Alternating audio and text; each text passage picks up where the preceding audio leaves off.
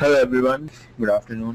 Okay guys, so the way we have divided these financial modeling classes are, first of all we give you a basic of Excel. So first of all understand that we don't need like really great Excel skills to make financial models. It's just the logic that follows, it's just the speed that follows. So let me give you a brief of how we have devised this entire class or the set of classes.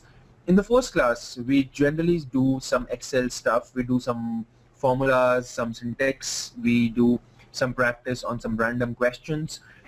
So I have around 10 to 11 questions on Excel that we practice in the first class. The second class has to do, or probably in the first class, I also introduce a case which is FMCG. FMCG is nothing but consumer goods sector, as we call that in US. FMCG is a sector that we call that in Asia Pacific. It's nothing but companies like that are in the manufacturing of consumer goods. So we will do a financial modeling case on this particular sector. We have devised a case which involves a company that manufactures soap, liquid and detergents and hair colors. So we will do a case on this company. We have given some numbers, some historicals, some assumptions, and then we create a model. The way we create a model is over the next 3 classes, which is tomorrow and the next weekend. So we have divided the entire financial model into 16 spreadsheets. So whatever you do in the first spreadsheet gets automatically reflected in the second spreadsheet. So whatever you do in the second gets automatically reflected in the third. So in a step-by-step procedure, you are building a financial model. So for example, in the first spreadsheet, you do some basic summing up of balance sheet and income statement and stuff like that. In the second, you do some assumptions, you provide some assumptions and calculate some ratios. In the third, you forecast these ratios. So basically, it's a step-by-step procedure. To make it simple so that we won't give you the entire financial model and ask you to fill it up, we are doing it in a one-by-one or step-by-step procedure. So this would be the thing. Today I'll be doing the Excel part, which are like 10-12 questions, which are relatively easy.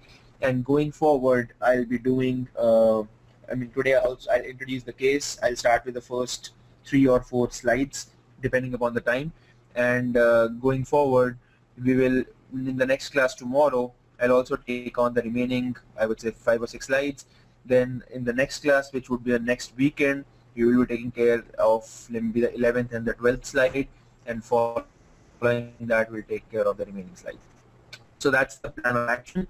Before wasting any time, let's get down with the first exercise, which is the Excel exercise. You can see on the spreadsheet which I have pulled up. Okay, so let's do this thing. I'll open up the spreadsheet, I'll talk to you, I'll explain how I'm solving the spreadsheet. In case you have any questions, you can put it up, and after every solving of the question, I'll give you 5 minutes to try it on your own, and in case it's fine, great. In case it's not, we can discuss it. Okay, so let me delete some of the parts. In the first exercise, what I want to check is your referencing skill. There is a cell referencing. I'm sure everyone knows what are the basic home, insert, page layout, formulas, data and stuff like that, so I'm not getting into that. In case you don't, let me know. In the first exercise, I want to check your cell referencing skills. So what is the basic meaning of cell referencing? Before I move on to this particular question, I want to give you a basic sense of what is cell referencing. So for example, we have a number here, let's say 13, and we have a number here, let's say 14. Under 13 we have a number 15, and under 14 we have a number 16. Now in this particular cell, which I have marked as yellow, I want to show the multiplication of 13 into 14, and in the next cell I want to show the multiplication of 15 into 16. So it's very simple. I do is equal to 4, which has the number 13, multiplied by H4, which has the number 14, and I press enter. I get 182. I copy this cell, put it down, it gives me 15 into 16 as 240. Now let's assume that in the cell which is next to 14, I have a number which is 20. Now in this particular cell, which is K4, I want to display 13 into 20. This is what I want to display in the cell K4. If I drag J4, if I just do copy and paste, so it was G and H, this cell automatically becomes H and I. In other words, both the cells gets dragged one spot towards the right. This is what Excel does. If you drag, if you copy and paste, they simply take the references and drag it. How many steps do you want it, right or left or up or down? So this is how Excel does it.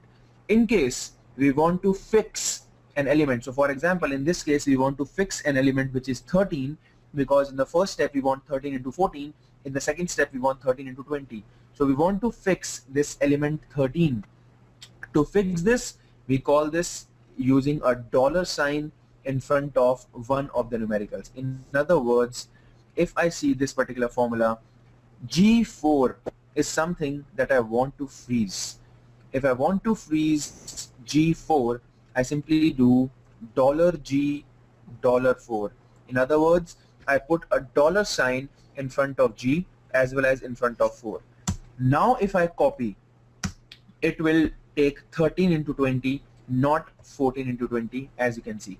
So basically by putting a dollar sign in G as well as in front of 4, I have fixed the space for G as well as the space for 4. It is also possible that at times the situation might ask us to only fix either G or 4. So in that case, you can simply put a dollar sign in front of G or a dollar sign only in front of 4. So it can be G $4 or it can be $G4. So whatever the situation is, always remember, wherever we place a dollar in front of a letter or in front of the number, that thing gets freezed out. So if we put a dollar sign in front of G, the column G will get freezed out. G will not move to either H or either F or any other alphabet if you drag here and there. In case you put a dollar sign in front of 4, the 4, row number 4 gets freezed. If we do a right or a left, up or a down, this 4 will always remain a 4. So, and obviously if we put it in both of them, if we freeze both G and 4, it will not move even a single cell towards the right, left, up or down. So this was the basic of what we call as the cell referencing. I'm deleting all that part. Now let's move to what the question is. In our primary school, when we were in 3rd standard and 4th standard, I don't know which one, we used to write tables of 2. In other words, 2 into 1 is equal to 2, 2 multiplied by 2 is equal to 4, 2 multiplied by 3 is equal to 6, and so on. If you remember in our early school, 3rd standard, 4th standard, what I want you to do right now is write a formula in this cell which I have highlighted as red, and then when I copy that formula towards 2 columns towards the right and 9 rows towards down, that automatically gives me the tables of 2, 3 and 4, and the tables are up till 10. So I want you to write a formula in the cell which I have highlighted as red. So to start with, the basic thing is equal to A4, which has the number 1, multiplied by B3, which has the number 2. That gives me, let me just remove the red mark. The red mark is very vibrant. Okay, anyways, so I have simply used a formula which is A4 into B3, which gives 1 multiplied by 2 is equal to 2. If I copy this formula down, it will not keep 2 as constant. So basically what I want to freeze this part, which I am highlighting as orange, or let's say blue, and this part which is again highlighted as blue. So basically I want to freeze these 2 parts. So in A, basically I want to freeze my in the first element, which is A4, I want to freeze A so that the column A should not move. By moving 4, 5 and 6, that is pretty okay with me. In other words, if I copy this just a sec guys, if I copy this, it automatically takes 2 into 3.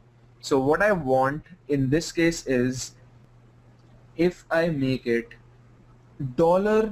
$A4 multiplied by $B3. In other words, in the first element I have freezed the letter A so that the columns should not move. In the second element, which is B3, I have freezed row number 3 so that the rows should not move up or down.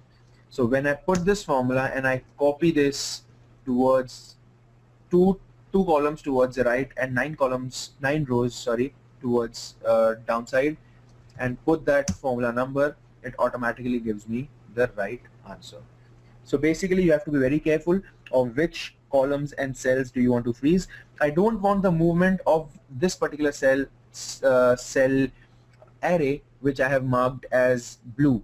So I would freeze A, and I also don't want the movement of 2, 3 and 4, which is row number 3. So the formula is simple: freeze A and freeze row number 3. So the formula becomes is equal to $A4 multiplied by $B3. Is that clear to everyone? Quick response on the question box, guys. Okay, so let's move to the second exercise. In the second exercise, first of all, I want you to calculate. I've given you a small spreadsheet of revenues and operating costs, and I want you to calculate the operating margin. In other words, first of all, calculate the total operating cost and then calculate the operating margin. To calculate the total operating cost, it is very simple. We just sum up all the 3 kinds of costs, which are raw material, employee and advertisement. So I write is equal to sum. I just add up 25, 15 and 18 from E6 to E8 becomes 58, and obviously I drag this formula towards the right and I get the operating cost of all the years. To calculate operating margin, which has already been calculated for us, it is very simple. Operating margin is operating profit, which is nothing but revenue minus cost divided by total revenue. So revenue minus cost is 100 minus 58, which is E4 minus E9 divided by revenue, which is E4. So that gives us our operating profit. The next thing is to calculate the operating profit margin of all the 5 years. So basically calculating the average of operating profit margin, which is again very simple. We will use the function average. So I write is equal to average.